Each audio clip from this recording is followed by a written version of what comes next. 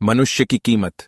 लोहे की दुकान में अपने पिता के साथ काम कर रहे एक बालक ने अचानक ही अपने पिता से पूछा, पिताजी, इस दुनिया में मनुष्य की क्या कीमत होती है?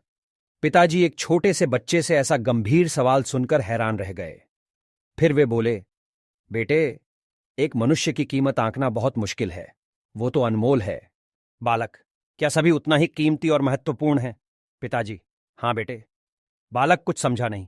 उसने फिर सवाल किया, तो फिर इस दुनिया में कोई गरीब तो कोई अमीर क्यों है? किसी की कम रिस्पेक्ट तो किसी की ज्यादा क्यों होती है? सवाल सुनकर पिताजी कुछ देर तक शांत रहे और फिर बालक से स्टोर रूम में पड़ा एक लोहे का रॉड लाने को कहा। रॉड लाते ही पिताजी ने पूछा, इसकी क्या कीमत होगी? बालक, 200 रुपये। पिताजी, अगर मैं इसके बहुत से छोटे छोटे कील बना दूं तो इसकी क्या कीमत हो जाएगी? बालक कुछ देर सोचकर बोला, तब तो ये और महंगा बिकेगा, लगभग 1000 रुपये का। पिताजी, अगर मैं इस लोहे से घड्डी के बहुत सारे स्प्रिंग बना दूं तो? बालक कुछ देर गणना करता रहा और फिर एकदम से उत्साहित होकर बोला, तब तो इसकी कीमत बहुत ज्यादा हो जाएगी।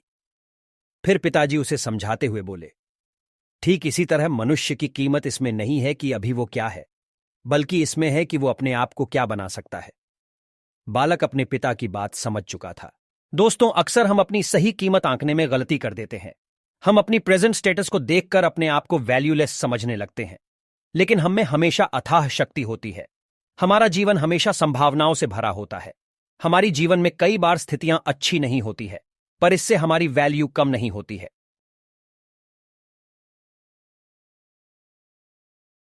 और इसी प्रकार की कहानियां देखने के लिए हमें लाइक, कमेंट, शेयर और सब्सक्राइब करें।